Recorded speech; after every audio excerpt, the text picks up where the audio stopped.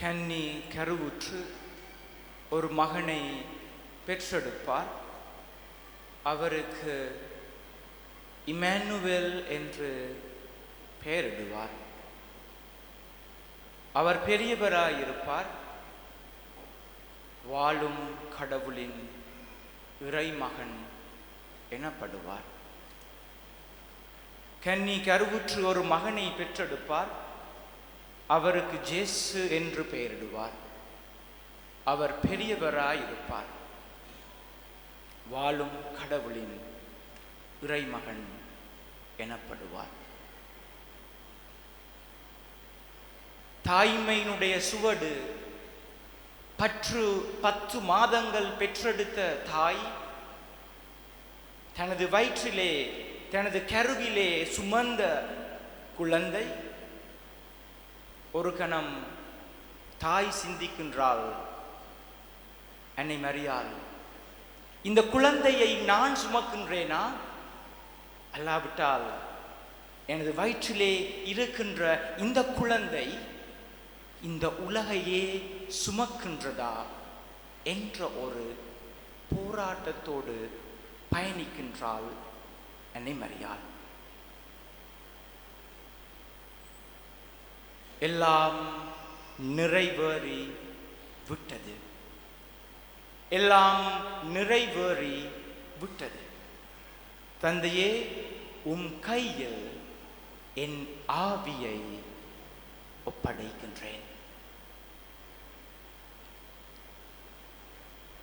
தாய் மகன் இவர்கள் இருவரும் தந்தையினுடைய திட்டத்தை நிறைவேற்றுகின்ற தருணம்தான்.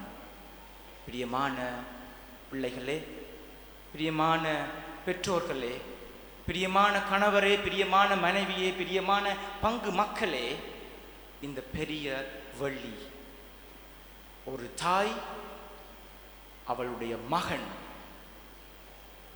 இறைவனுடைய திட்டத்தை மகிழ்ச்சியோடு நிறைவேற்றுகின்ற தருணம்தான் இந்த பெரிய வள்ளி.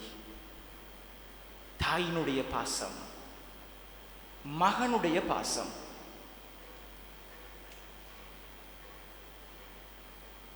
வார்த்தைகளால் வர்ணிக்க முடியாத பாசம். அன்பு என்கின்ற 3 வார்த்தைக்குள் அடக்கி விட முடியாத ஒரு பாசம். இது அன்பு மாத்திரமல்ல, it's beyond love. It's total sacrifice of தாய் மகன் for God. கடவுளுக்கான தாயினுடைய மகனுடைய தியாகம், அதுதான் இந்த பெரிய வள்ளி. அதுதான் இந்த புனித வள்ளி. சிலுவையிலே எல்லாவற்றையுமே ஒப்பு கொடுத்து விட்டு, இதோ உன் தாய், இதோ உன் மகன். ஜேசு நமக்கு தாயாக அன்னை மரியாளை ஒப்பு கொடுக்கின்றார்.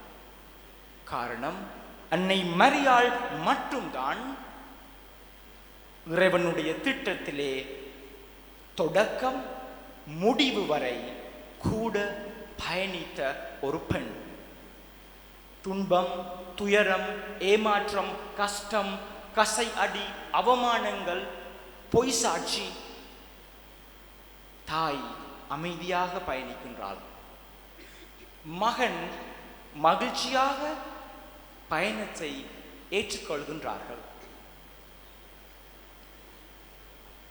நானும் நீங்களும் வழிபடுகின்ற இந்த வாழும் தெய்வம் தன்னை முழுமையாக உடைக்கின்றார். ராஜா, அரசன், கிங், பெரியவர், வல்லமை பொருந்தியவர், இறைமகன் சிலுவை சாவை ஏற்றுக்கொள்கின்றார். அதுவும் தானாக விரும்பி முன் வந்து இந்த சிலுவை சாவை ஏற்றுக்கொள்கின்றார். அங்குதான் கிறிஸ்தவம், அங்குதான் கிறிஸ்தவம் பிறக்கின்றது. கிறிஸ்தவ மகள், கிறிஸ்தவ மகன் என்பது வெறுமனே ஞாயிறு திருப்பலிக்கு வந்து நன்மைகளை எடுத்து சட்ட திட்டங்களை கடைபிடிப்பது மாத்திரமல்ல, துன்பத்தோடு பயணிப்பது, துயரத்தோடு பயணிப்பது, வேதனையோடு பயணிப்பது, கண்ணீரோடு பயணிப்பது. நாம் கேட்கின்ற தேவைகள் எனக்கு கிடைக்கவில்லை. இறைவன் கண் குருடு உள்ள ஒரு இறைவனாக இருக்கின்றாரா?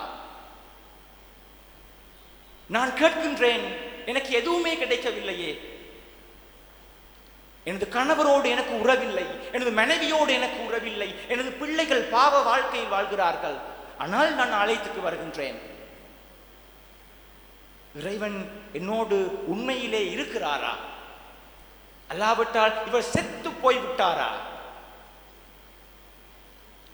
இப்படியான ஒரு சூழலிலும் அவர் மீது நம்பிக்கையோடு வாழ்வதுதான், துன்பங்களை ஏற்றுக்கொள்வதுதான் கிறிஸ்தவ பயணம். அதுதான் கிறிஸ்டியானிட்டி. அதுதான் உண்மையான அன்பு. இந்த அன்பை வெறுமனே 3 வார்த்தையிலே லவ் இதற்குள்ளே சேர்த்து விட முடியாது. இது மனித சிந்தனைகளுக்கு அப்பாற்பட்டவை. It's beyond our understanding. It's beyond our control. கிறிஸ்துவனுடைய அன்பு, இந்த சிலுவை, நாங்கள் முக்தி செய்கின்ற சிலுவை வெறுமனே மேக்கப்ஸ் போட்டு, ஃபவுண்டேஷன் போட்டு, ஹேர் ஜெல் வைத்து, அழகு ஆடம்பரங்களை போட்டு, கார், பணம், பூமி, பங்களா, சொத்து, பெருமை, தற்பெருமை இவைகளோடு இருப்பதல்ல. தாழ்ச்சி, மன்னிப்பு, விட்டு கொடுத்தல், ஏற்றுக்கொள்ளல், சகித்து கொள்ளல். உனக்காக, எனது மனைவிக்காக நான் இதை விட்டு கொடுக்கிறேன். எனது கணவருக்காக நான் இதை ஏற்றுக்கொள்கின்றேன். எனக்கு வலித்தாலும் எனது பிள்ளைக்காக நான் இதை ஏற்றுக்கொள்கின்றேன். எனக்கு கிடைக்காவிட்டாலும் என்னுடைய உறவுகளுக்காக நான் இதை கொடுக்கின்றேன். அதுதான் கிறிஸ்தவத்தின் விழுமியம். அதைதான் கிறிஸ்து இந்த கல்வாரி சிலுவையிலே நமக்கு விட்டு சென்றார். ஒவ்வொரு வருடமும் நாங்கள் வருகின்ற பெரிய வெள்ளி போன்று அல்லாது இன்றைய நாளிலே என்னுடைய சிலுவைகளை நான் ஏற்றுக்கொள்ள தயாராக இருக்கின்றேனா? எனது குடும்பத்துக்குள்ளே ஒரு கிறிஸ்தவ கணவராக, கிறிஸ்தவ மனைவியாக, ஒரு கிறிஸ்தவ பிள்ளையாக நான் வாழ தயாராக இருக்கின்றேனா? எனது பங்கிலே நான் கிறிஸ்துவை எடுத்து செல்கின்ற ஒரு பங்கு மகனாக, பங்கு மகளாக, அடுத்தவர்களை வரவேற்கின்ற, அடுத்தவர்களுக்கு கொடுக்கின்ற, எனக்கு போதும் அடுத்தவர் வாருங்கள் என்று சொல்லி அழைக்கின்ற ஒரு பங்கு மகனாக, பங்கு மகளாக நாங்கள் வாழ்கின்றோமா என்று சிந்தித்து இந்த பெரிய வெள்ளியினுடைய புனிதத்துக்குள்ளே நாங்கள் நுழைந்து கொள்வோம்.